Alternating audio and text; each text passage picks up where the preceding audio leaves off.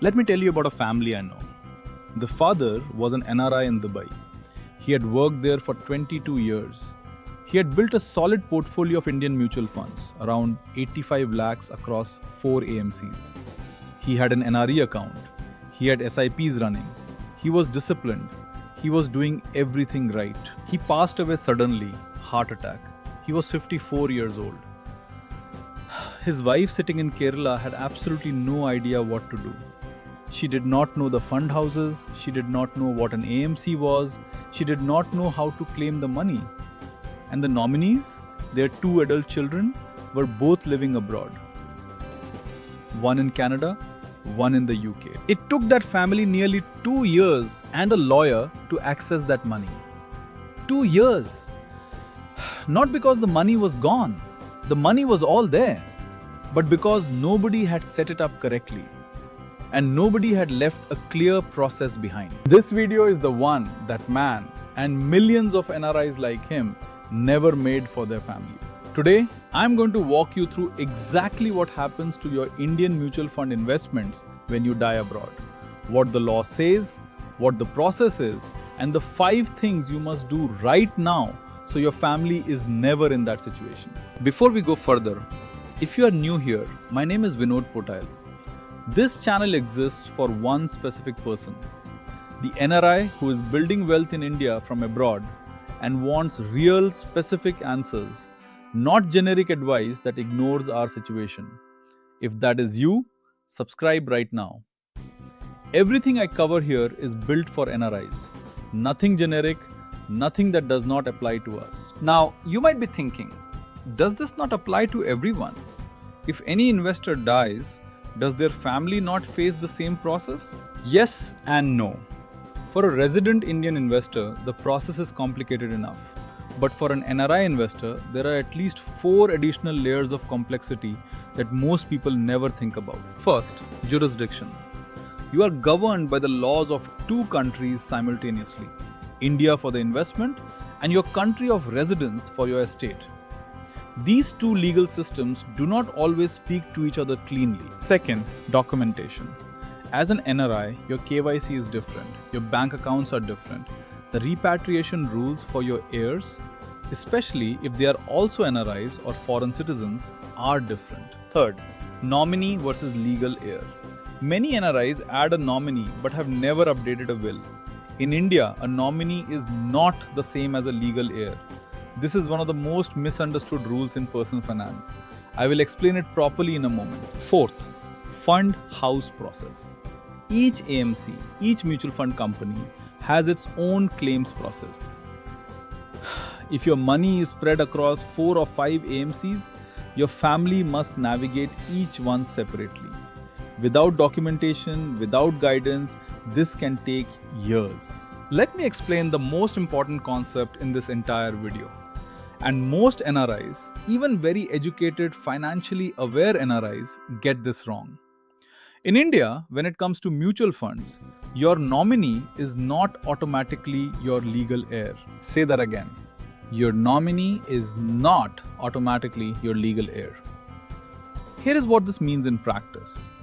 When you add your wife's name as nominee to your mutual fund folio, you are telling the fund house, when I die, release the money to this person temporarily. She becomes what is called a trustee of the funds. But the legal ownership of those funds, who actually has the right to that money under law, is determined by your will, or if you have no will, by the succession laws that apply to you. For Hindus, Muslims, Christians, the succession laws are different. For NRIs, the country of residence can also affect which succession law applies. We can just understand what the nominee can do and does not do. Nominee can receive the funds from the AMC after death, acts as trustee until the legal process is complete, simplifies the fund house claim process, and can be changed at any time by the investor. What a nominee does not do. Nominee cannot become the legal owner of the funds, cannot override the terms of a will, cannot eliminate the need for succession documentation, and cannot automatically apply to joint folios. This distinction matters enormously in 2 situations. 1. if your nominee and your legal heir are different people. 2.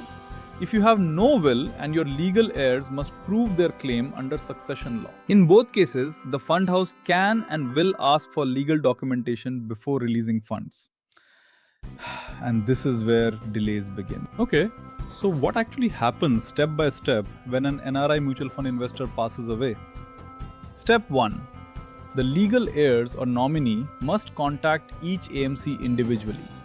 There is no central death registry for mutual funds in India. CAMS and KFintech, the two major registrar and transfer agents, service most AMCs, but the claim process still happens fund by fund. Step 2. Documents must be submitted. Here is where NRI estates face serious complexity.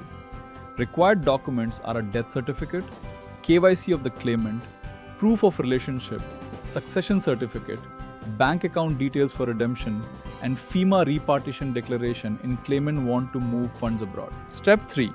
The AMC processes the claim, verifies all documents, and transfers units to the claimant's folio, or redeems them directly to the bank account. Step 4. If the claimant is an NRI or foreign citizen who wants to repatriate the money, move it outside India, they must comply with FEMA regulations. The money received through inheritance is repatriable, but the documentation requirements are strict. This entire process, even when done correctly, typically takes 3 to 6 months. Without proper documentation or a will, it can take 2 years or more. Now, I do not want to leave you with fear. I want to leave you with a checklist. Here are the 5 things that every NRI investor must do. Not someday, now. Number 1. Add a nominee to every single mutual fund folio you own. I know this sounds basic, but a large percentage of NRI investors, especially those who invested years ago, have folios with no nominee registered. Log into each AMC, check every folio, add a nominee. This one step alone removes massive friction for your family. Number 2. Write a will.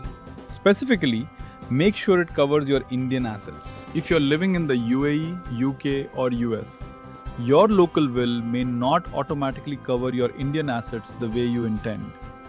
You should speak to a lawyer in India about an Indian will that specifically lists your mutual fund folios, bank accounts, property, and other assets in India.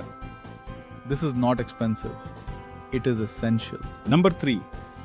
Create a family finance document and share it. Write down every folio number, every AMC, every bank account, every NRE and NRO account, the login credentials for your mutual fund platforms, your financial advisor's contact. Put this in a secure place where your spouse or adult child can access it if something happens to you. Not to access your money without you, but to find it when they need to. Number 4. Understand the NRO account rule for inherited funds. This is something many NRIs do not know. If the nominee is also an NRI, when an NRI inherits Indian mutual fund money, even from a parent or spouse, and that money goes into an NRO account first, it cannot go directly into an NRE account. If your family members who are the nominees or heirs do not have an NRO account in India, this process hits a wall immediately. Make sure your family is prepared. Number 5. Consolidate your folios wherever possible. If you have invested with 5 different AMCs over the years, your family must navigate 5 different claims processes. Consider consolidating through an advisor into fewer fund houses, fewer folios, simpler structure. Your future heirs will thank you. 2 more things that are worth knowing quickly. That is a joint holding and a power of attorney. First, joint holdings. If you hold a folio jointly with your spouse, either as a primary or secondary holder, the transmission process is significantly simpler. On death of the primary holder, the secondary holder can continue the folio with minimal documentation. Consider whether joint holding makes sense for your situation. Second, power of attorney. Some NRIs set up a power of attorney, a registered POA, giving a trusted family member in India the authority to manage their investments. This is useful not just in death scenarios but in incapacitation scenarios. If you are hospitalized abroad and cannot manage your Indian investments, a POA holder in India can act on your behalf. Both of these are decisions that require advice specific to your situation. Which is why I will say again, please consult a financial advisor. This video gives you the framework. A professional gives you the execution. Let me close with this. The family I told you about at the beginning of this video, they got through it.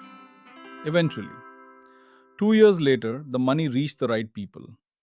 But those 2 years added financial stress on top of grief that no family should have to carry. You are watching this video.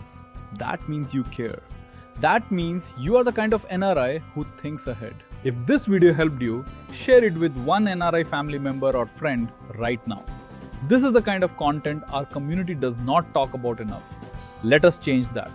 And if you have questions about your specific situation, drop them in the comments. I read everyone. I am Vinod Pothail. This is NRI Financial Insights. Subscribe if you want content built specifically for NRIs like us. I will see you in the next video.